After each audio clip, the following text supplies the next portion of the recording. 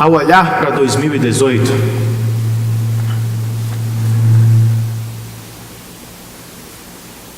o que lhe vem à mente? Ano de Copa, ano de eleições presidenciais. É bem provável que, falando do Mundial, você esteja mais tranquilo dessa vez. Parece que Tite colocou a seleção nos trilhos de novo. Agora, falando do cenário político, é quase certo que você está apreensivo, até frustrado antecipadamente. A seleção pode até ter melhorado, mas quem colocará o Brasil de volta nos eixos? Olhar para fora, para os políticos, pode ser extremamente frustrante. Mas será que é diferente quando olhamos para dentro, para o coração? Pois, como disse semana passada, os políticos não são os únicos pecadores de nosso país. Nós também somos. E talvez ainda estejamos sob o domínio, a influência do senhor tirano chamado pecado. Alguns podem estar sofrendo com a culpa ou a vergonha dele. Outros talvez se achem pesados e sobrecarregados sob o seu poder e influência. Alguns estão colhendo consequências duras e amargas por causa do pecado. E talvez todos estejamos nos perguntando: quem nos salvará dele? De sua influência, poder, domínio. As crianças, como acabamos de assistir, estão outra vez em Nárnia. E quando ficam sabendo o que aconteceu ao senhor Túminos, o fauno que Lúcia conheceu, transformado em pedra pela feiticeira branca, elas querem fazer alguma coisa, querem salvá-lo. Contra ela, porém, nada podem fazer. São apenas crianças. E ela é uma rainha poderosa. Contudo, de acordo com os castores, há esperança para Nárnia.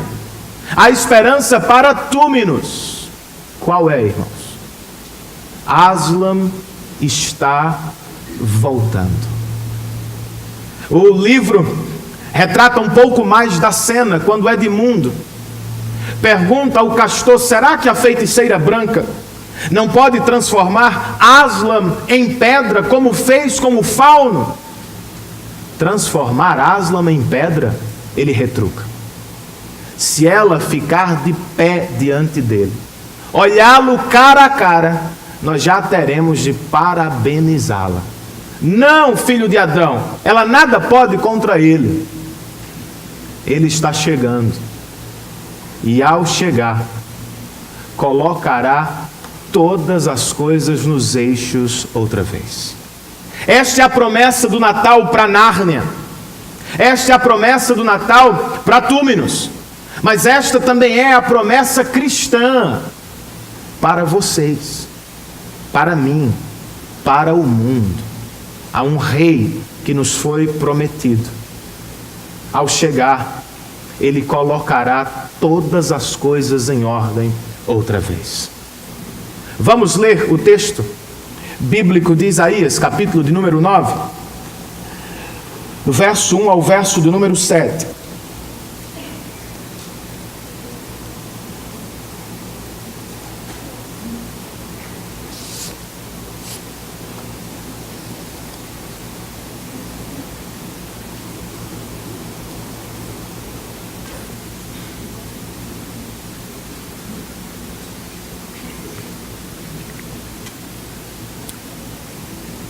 Isaías capítulo 9, no verso 1 está registrado o seguinte: contudo, não haverá mais escuridão para os que estavam aflitos. No passado ele humilhou a terra de Zebulon e de Naphtali, mas no futuro honrará a Galileia dos gentios, o caminho do mar junto ao Jordão. O povo que caminhava em trevas viu uma grande luz, e sobre os que viviam na terra da sombra da morte raiou uma luz. Fizeste crescer a nação e aumentaste a sua alegria. Eles se alegram diante de ti, como os que se regozijam na colheita, como os que exultam quando dividem os bens tomados na batalha. Pois tu destruíste o jugo que os oprimia, a canga que estava sobre os seus ombros e a vara de castigo do seu opressor, como no dia da derrota de Midian. Pois toda bota de guerreiro usada em combate e toda veste revolvida em sangue serão queimadas como lenha no fogo. Porque um menino nos nasceu, um filho nos foi dado, e o governo está sobre os seus ombros. Ele será chamado Maravilhoso Conselheiro, Deus Poderoso, Pai Eterno, Príncipe da Paz. Ele estenderá o seu domínio, e haverá paz sem fim sobre o trono de Davi e sobre o seu reino, estabelecido e mantido com justiça e retidão, desde agora e para sempre. O zelo do Senhor dos Exércitos fará isso. Senhor, nós rogamos a tua bênção sobre este momento de pregação da tua palavra. Que culto especial, Senhor. Recepção de novos membros, canções belíssimas, entoadas pelo nosso coral, mas nada substitui a proclamação da tua palavra. Talvez estejamos em escuridão, talvez estejamos sob o poder e a culpa do pecado. Dá, Deus, que em nossos corações surja esperança nesta tarde, que haja libertação, salvação e santificação no nosso meio. Nós rogamos a assistência do Santo Espírito e pedimos tudo isso em nome, por amor e para a glória de Jesus Cristo. Amém.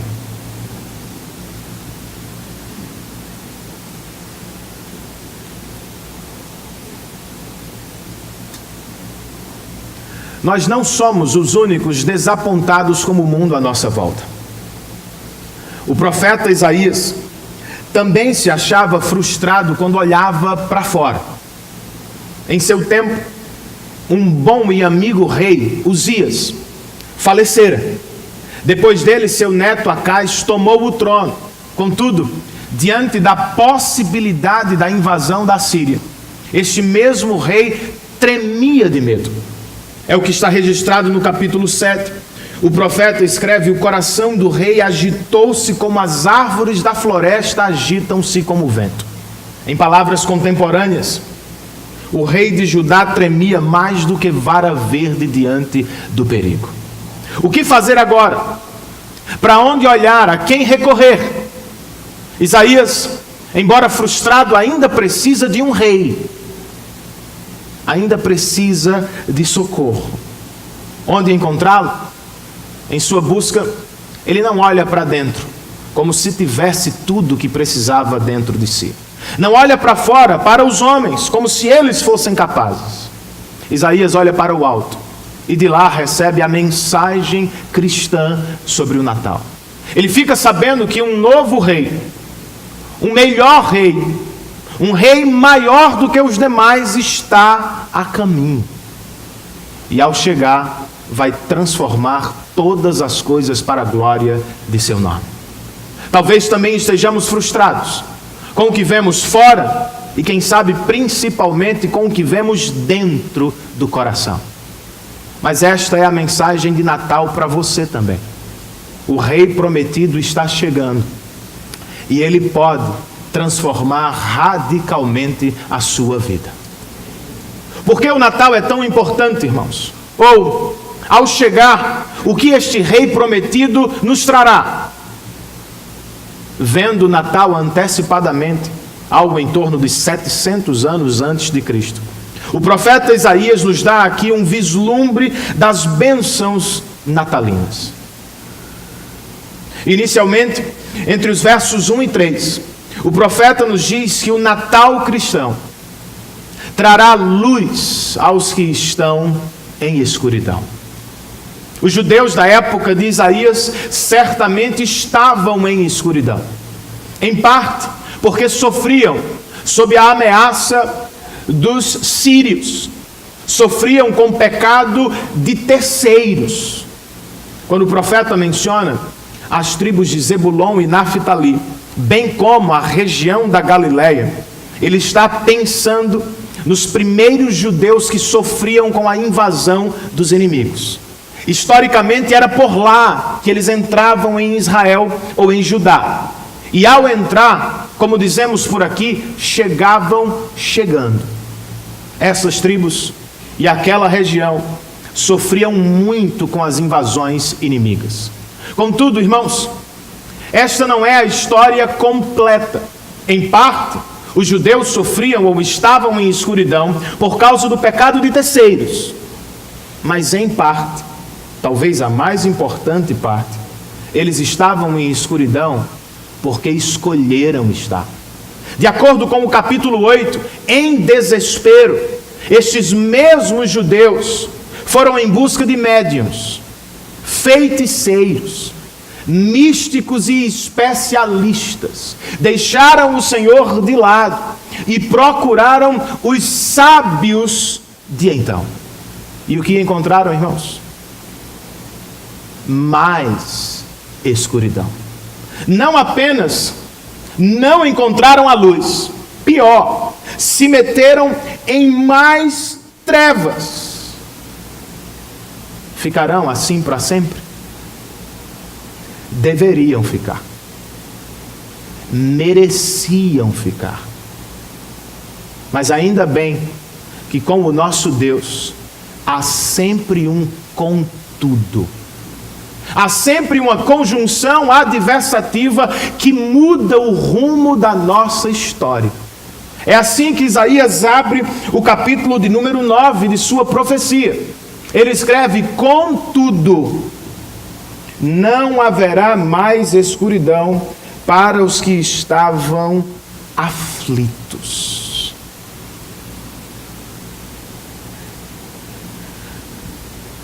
Por que não, irmãos? Será que o povo sozinho produziu a luz? Será que o povo encontrou a luz? Será que o povo forjou a luz, fabricou a luz? Não. Segundo o verso de número 2, o povo que caminhava em trevas viu a luz. E sobre os que viviam na terra da sombra da morte, raiou uma luz. Notem isso. De acordo com a Bíblia, a luz não brotou da terra. Não foi fabricada pelos homens. A luz veio sobre eles. A luz veio de fora. A luz veio da graça de Deus. O resultado dela, verso de número 3: fizeste crescer a nação e aumentaste a sua alegria. Por um lado, o profeta está dizendo: a mensagem do Natal trará crescimento a este povo, que à época era pequeno e estava esmagado sob grandes e poderosas nações. A escuridão das nações não apenas não trará fim a vocês, a luz de Deus vai levar este povo aos confins da terra. As trevas de vocês, por mais densas que sejam, não serão capazes de se opor à minha graça. Eu vou, a despeito de vocês, conduzi-los à alegria abundante da salvação. É o que você quer? É o que você deseja para este fim de ano? Viver, desfrutar a verdadeira e abundante alegria no coração? Se é o que você quer, você terá de enfrentar a realidade do Natal. Qual é a realidade do Natal? A realidade do Natal, irmãos, de acordo com as Escrituras Sagradas, é esta: por causa de nossos pecados, nós estamos em escuridão e não temos como produzir ou fabricar a luz sozinhos. Os judeus foram em busca de luz nos médiuns, feiticeiros e bruxos da época. E o que encontraram? Mais escuridão. Procuraram os especialistas e se deram muito mal. Não é o que fazemos muitas vezes? Tentando resolver o problema do mundo, ou querendo resolver o problema do mundo, em um sentido coletivo. Muitas pessoas procuram o Estado, outras correm para o mercado, como se ele fosse a resposta. Todos correm para a tecnologia. Já notaram isso? E embora os instrumentos sejam diferentes, todas as pessoas, de direita ou esquerda, carregam a mesma pretensão no coração: nós vamos trazer fim à escuridão da humanidade. Será mesmo? Não é o que fazemos também em um nível pessoal e privado? Nós tentamos consertar, nós tentamos iluminar, nós tentamos estudar a questão, nós tentamos ajeitar o problema, mas nem sempre, ou quase nunca, nós conseguimos. Às vezes, tentando consertar as coisas, nos metemos em mais escuridão. É a isto que chamo de realidade do Natal. O Natal, escreve o pastor Timothy Keller, é o modo menos sentimental e mais realista de se ver a vida.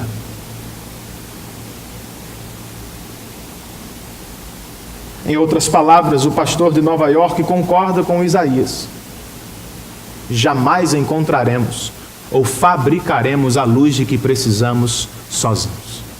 Então o que fazemos, Renan? Paramos de lutar contra as trevas da terra? Não! A Bíblia não aconselha indiferença na luta contra as trevas. Contudo, ela não prega ilusão utópica sobre o homem.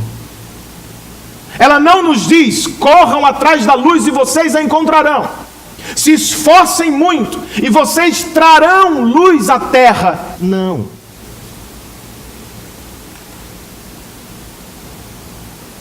A Bíblia nos convida a ver.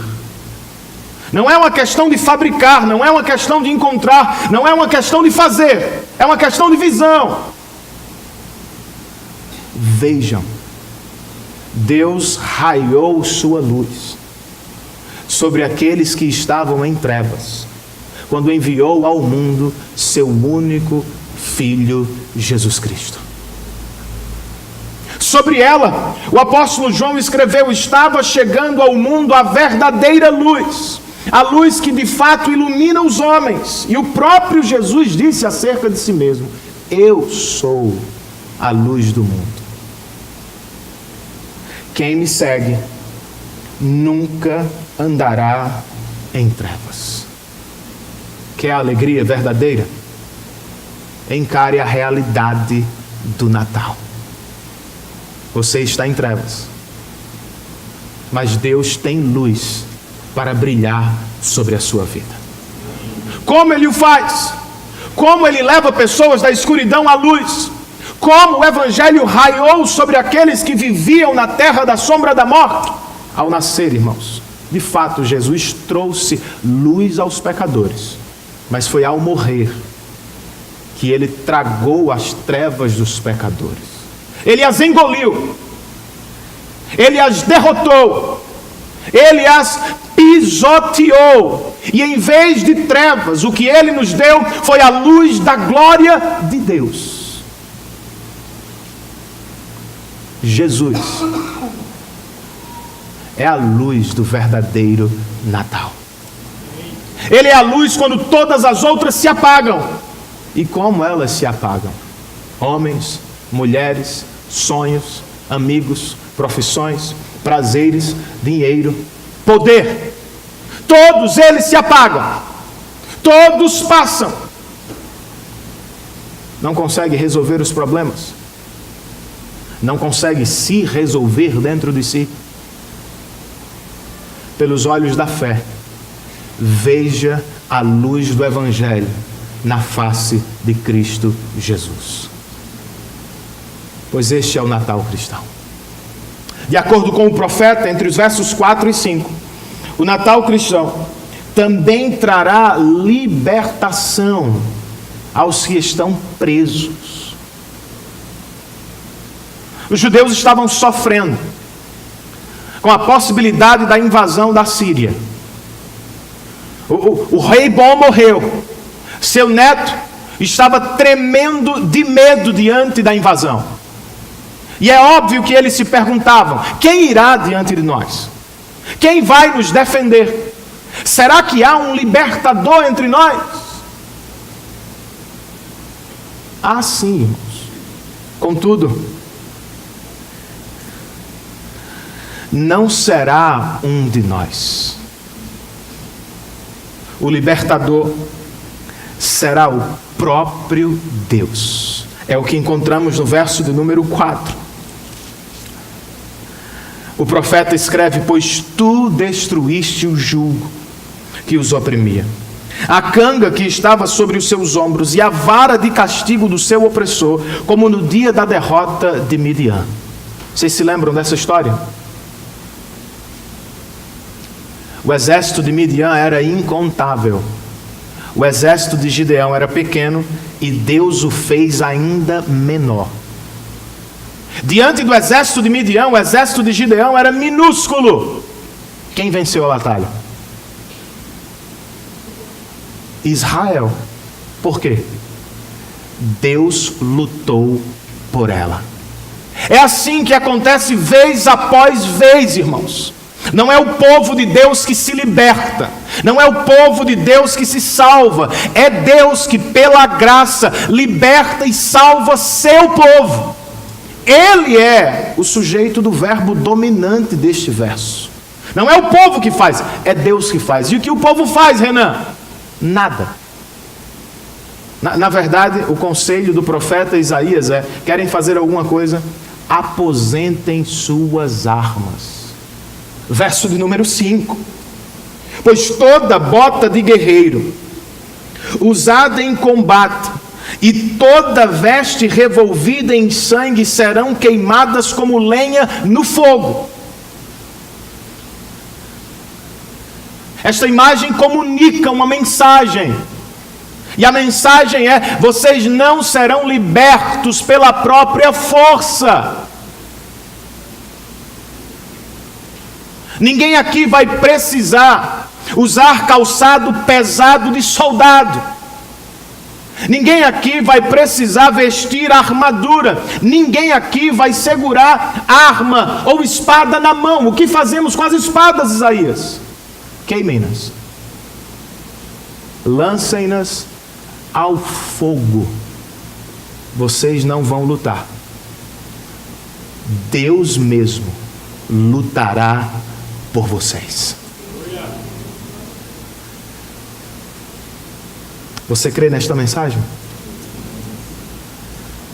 Então me diga, você consegue aposentar suas armas?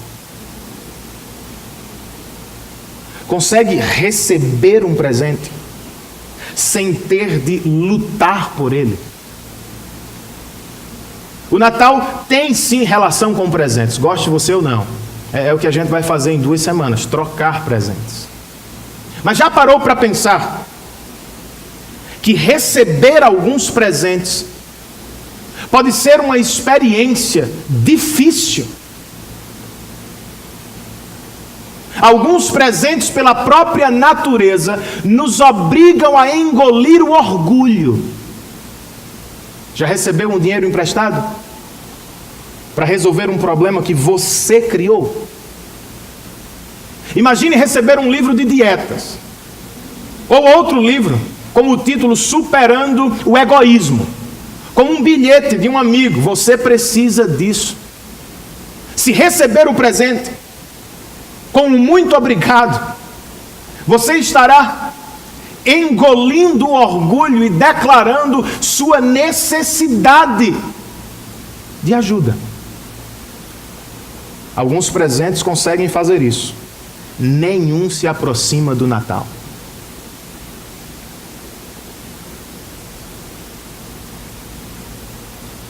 O significado do Natal não é somos bons, maravilhosos, por isso Deus desceu à terra para nos parabenizar. Não, irmãos, é o contrário. Estamos tão perdidos, somos tão incapazes de resolver a vida, que Deus escolheu descer à terra para nos salvar. Este é o presente do Natal. Natal é um tiro no orgulho. E para recebê-lo de verdade, você precisa confessar seu fracasso, aposentar suas armas, declarar a incapacidade de agradar a Deus, de se aproximar dele com o que você tem. Você precisa aceitar o presente, declarando sua incapacidade de se salvar. Para aqueles que o recebem, trata-se da melhor notícia do mundo, pois no Natal não ficamos sabendo apenas da nossa incapacidade. Nós tomamos conhecimento principalmente da capacidade de Deus. Por um lado, no Natal Deus nos diz: vocês não podem se salvar, aposentem as armas. Por outro, Ele diz: vocês nem precisam delas. Outro libertador foi à batalha por vocês. Ele fez o que vocês jamais poderiam ter feito. Dependa de Cristo. Espere por Cristo. Creia nele. E creia que ele venceu na cruz do Calvário por você. Dependa dele em tudo na vida. A propósito, você tem medo de 2018? Medo do futuro? Os judeus estavam com medo. Acais e seus súditos estavam torcendo as mãos de medo diante da Síria. Mas eis que o profeta, no capítulo 8, o contexto do 9, chega para os judeus e diz: vocês não precisam ter medo dos inimigos. Temam somente a Deus. Em outras palavras, como um comentarista registra, ousem tratar Deus como Deus. Não encare a vida como se ele fosse pequeno, tacanho, indefeso, limitado. Viver emocionalmente como se Deus não pudesse salvar é praticar algum tipo de ateísmo. A maneira como tratamos Deus, irmãos, tem relação direta com a maneira como trataremos a vida. Deus não vai fugir de 2018. Ele não vai desaparecer por causa dos seus problemas. Ele não vai fugir por causa do seu sofrimento. Ele será libertador em 2018 como foi em 2017. Será refúgio em 2018 como foi durante todo este ano. Mas talvez seu medo seja outro. Renan, eu temo por não terminar a carreira cristã. Eu temo por perder a salvação. Já teve esse medo antes? Eu cresci com ele, Caleb. Eu cresci com este medo. Mas escutem esta mensagem, cristãos.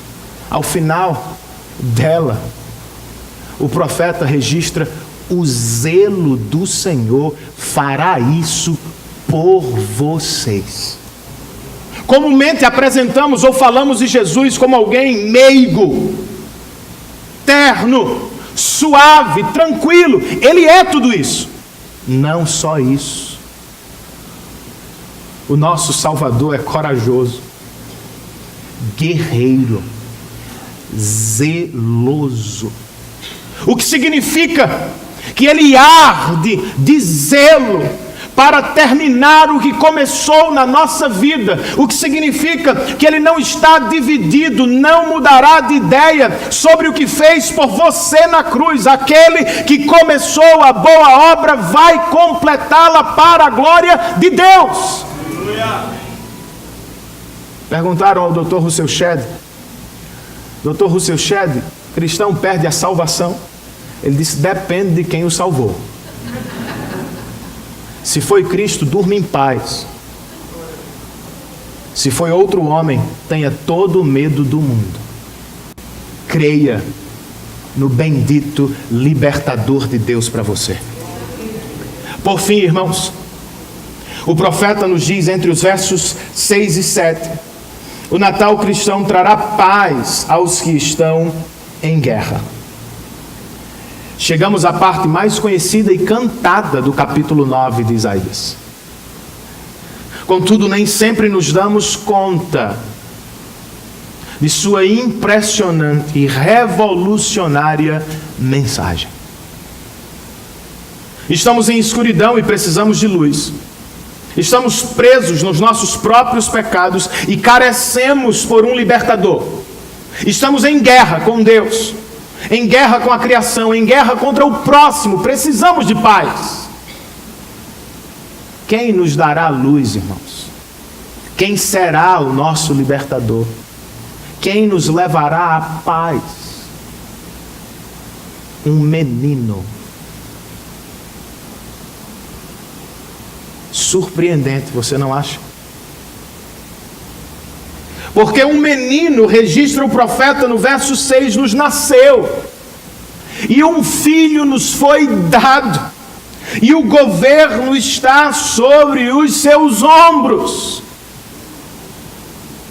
Os judeus não estavam esperando por esta, irmãos. Que é isso, Isaías? Está errado. Não precisamos de um bebê. O que pode fazer um bebê diante dos sírios? Nós precisamos de um governador poderoso, grande. Precisamos de um tirano maior do que eles. Deus é tão belo e tão poderoso que vai derrotar as trevas e colocar um fim às guerras através de um menino. Mas nem por um momento pense que estou falando de qualquer menino, de um menino comum. Não! A este menino o próprio Deus chama através do profeta Isaías. Ele será maravilhoso conselheiro, Deus poderoso, Pai eterno, Príncipe da paz. Estes títulos jamais foram dados a um homem, muito menos todos de uma vez só.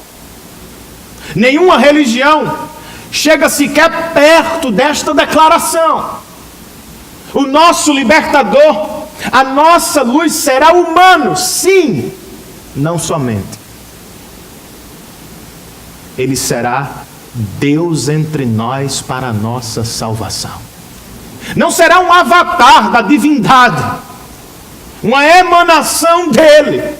Será o próprio Deus encarnado, o Cristo de Deus, Jesus, o Salvador bendito dos pecadores.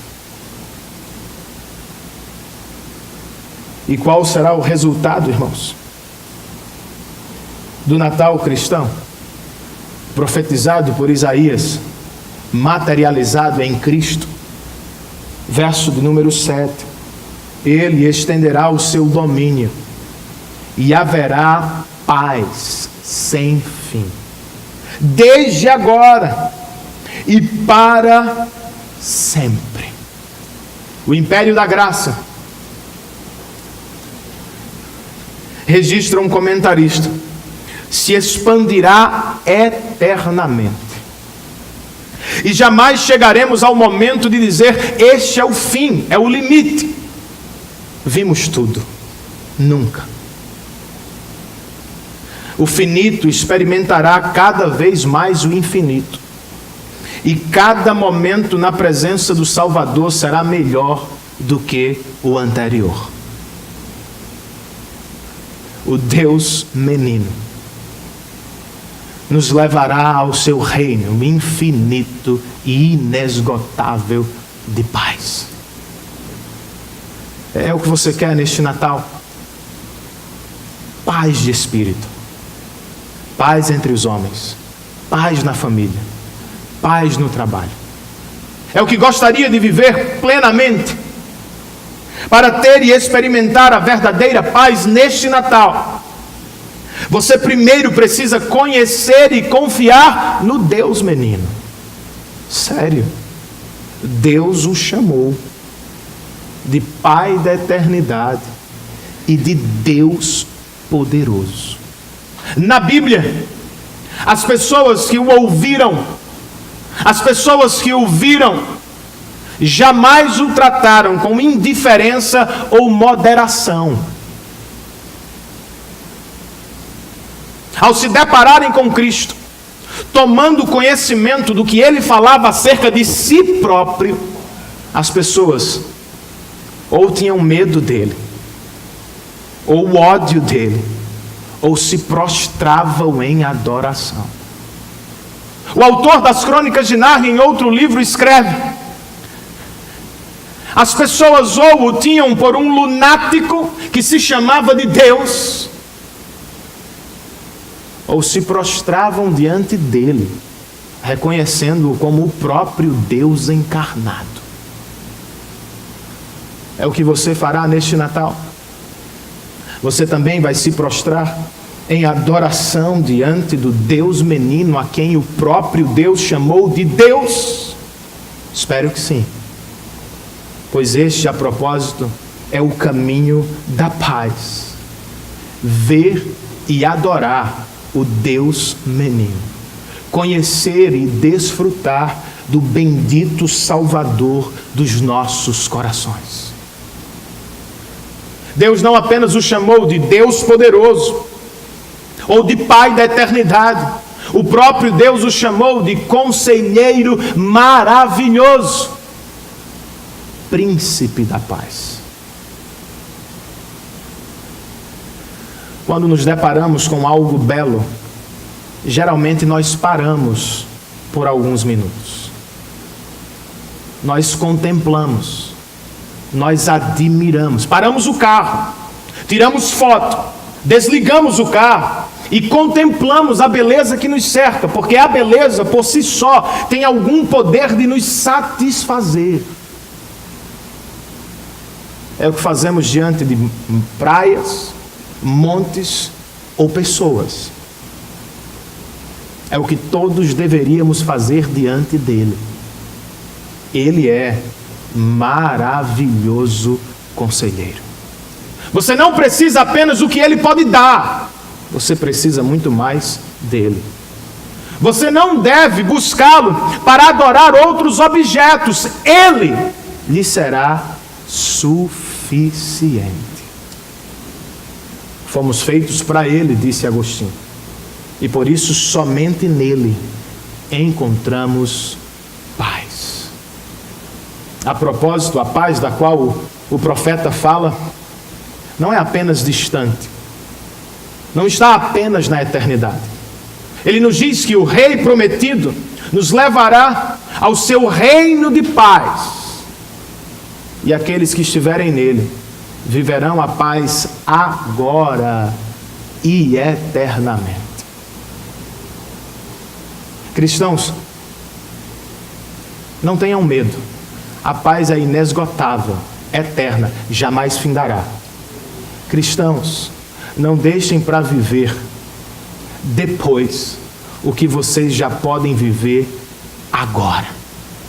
O cristianismo não é apenas uma notícia sobre o amanhã.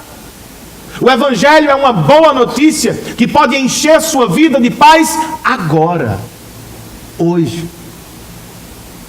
Jonathan Edwards, em um dos seus maiores sermões, ao final dele escreve: se você está rumando ao céu de amor, veja bem que já na terra você viva uma vida de amor. C.S. Lewis, o autor das Crônicas de Nárnia, em outro livro, falando sobre o destino eterno dos homens, diz o seguinte: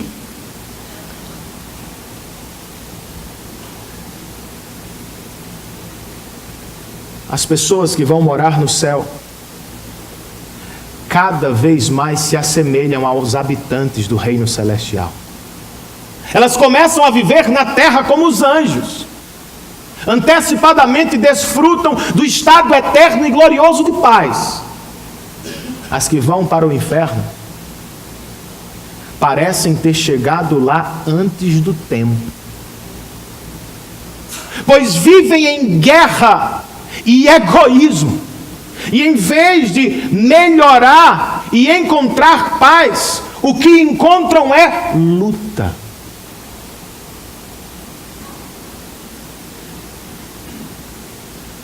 Espero que estejamos todos rumando ao céu. Mas espero, sinceramente, que não deixemos para lá o que Deus em Cristo já nos deu agora. A paz para o seu coração hoje, meu irmão.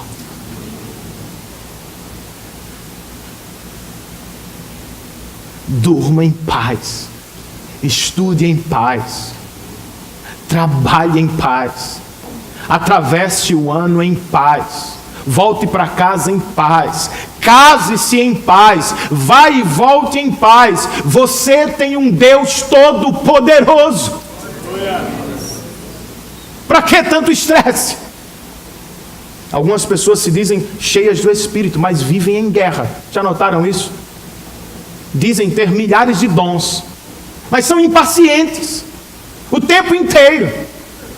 Dizem ser espirituais, mas vivem brigando no trabalho. Dizem ser cheias de Deus, mas vivem como se fossem cheias de outra coisa, irmãos. É sério.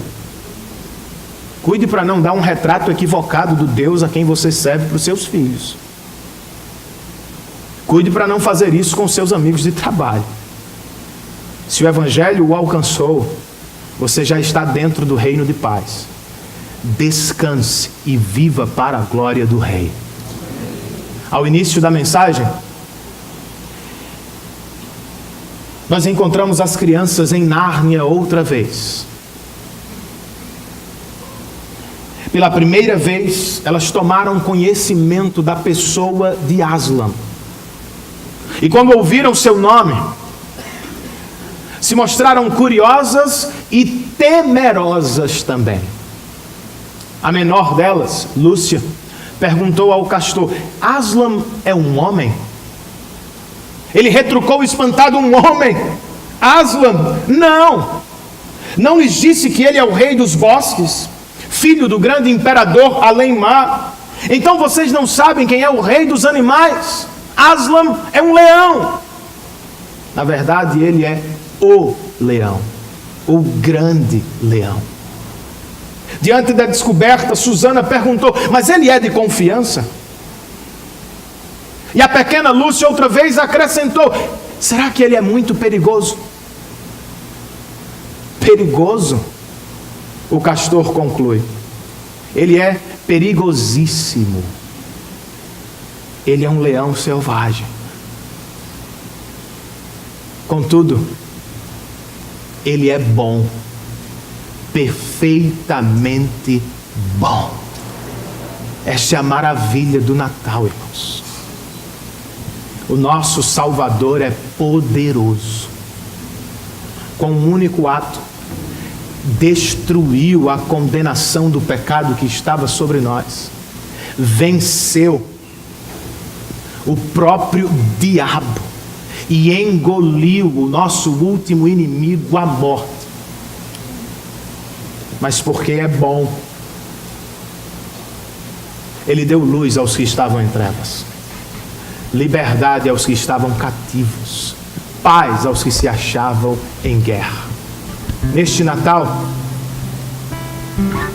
não tenha medo dele, não o veja de longe, aproxime-se. Ele é grande e poderoso. mas Ele é bom e gracioso. Fiquemos de pé, irmãos, e terminemos em adoração ao nosso Deus.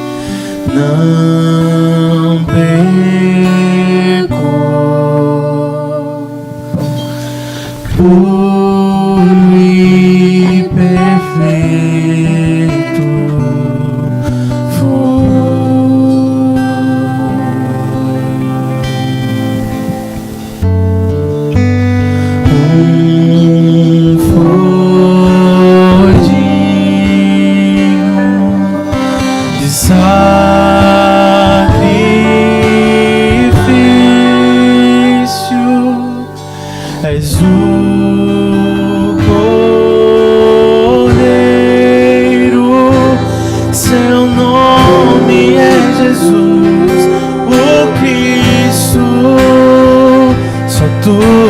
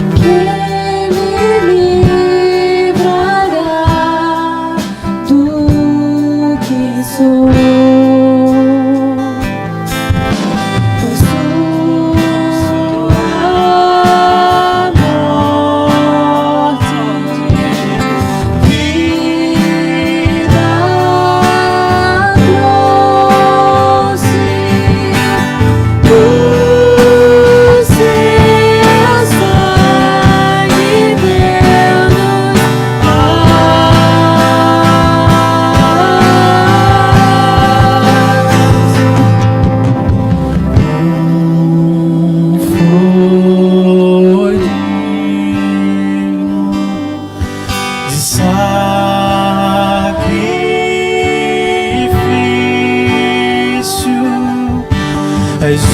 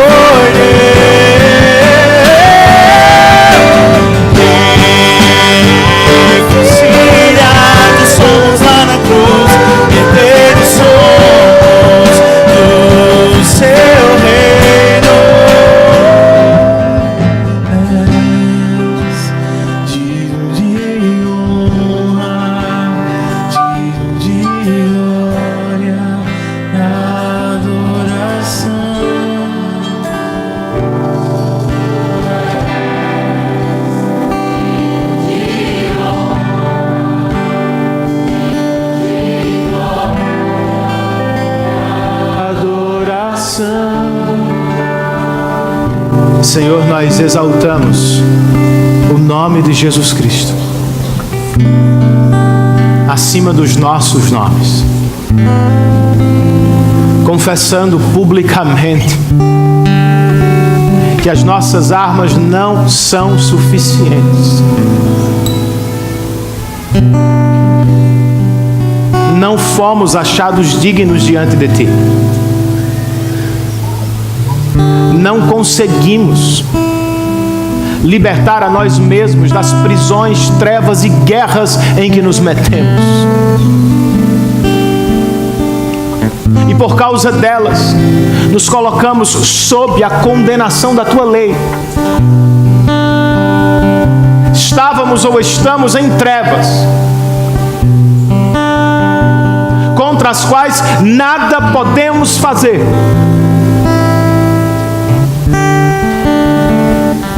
Mas louvado seja o Teu único e bendito Filho, achado digno de morrer no nosso lugar, derramar o Seu sangue, cobrindo todos os nossos pecados e nos dando, por causa dele, perdão e salvação para sempre. Que os nossos olhos se voltem para Cristo outra vez, Senhor. Que adoremos o Deus menino que nasceu para morrer no nosso lugar. E que através dele, outra vez a luz invada o nosso coração, dissipando as nossas trevas e conduzindo-nos à paz. A paz diante de Ti, a paz com os que nos cercam. Faz de nós um povo da paz, Senhor, por causa da paz que temos contigo. Leva-nos aos nossos lares sob a Tua bênção e nos dá uma semana repleta de ousadia na pregação do Teu Evangelho. Que outras pessoas que ainda estão em trevas recebam a luz do Teu Evangelho através de nossas bocas. E reúna-nos outra vez ao longo da semana, aqui nas casas, a fim de seguirmos em discipulado e crescimento. Nós Te pedimos tudo isso em nome de Jesus. Que o amor de Deus, nosso Pai, a graça salvadora de nosso Senhor e bendito Redentor, que a comunhão, o poder, a presença e o cuidado do Santo Espírito de Deus estejam sobre todos nós e sobre todos aqueles que se chamam pelo nome do Senhor e estão espalhados pela face da terra. E todos nós em uma só voz dizemos amém. Que Deus nos abençoe, queridos. Tenhamos todos uma ótima semana sob o poder e influência da palavra de Deus.